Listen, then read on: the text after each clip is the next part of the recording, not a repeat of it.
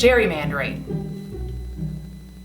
What is it? To explain gerrymandering in layman's terms is, at best, boring, and at worst, confusing. So let's explain it in Wisconsin terms. Imagine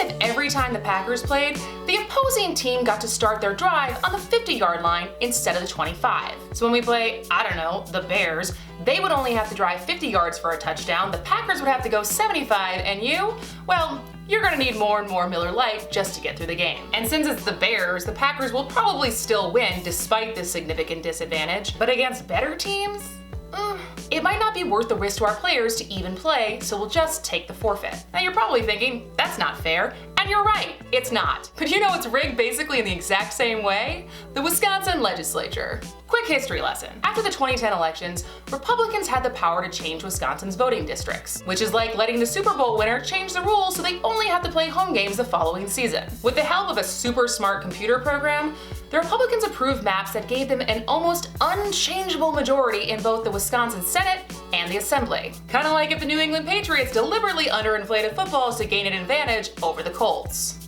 Don't believe me?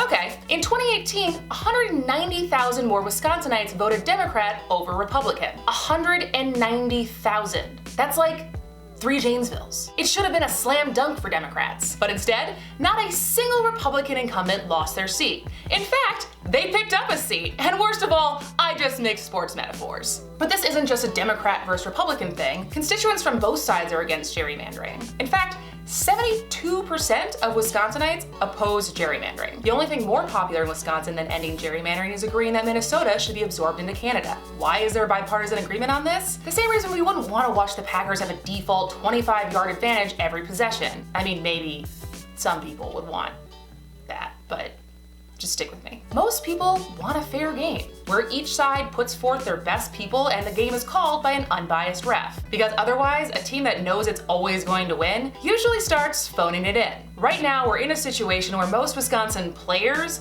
know they're going to win.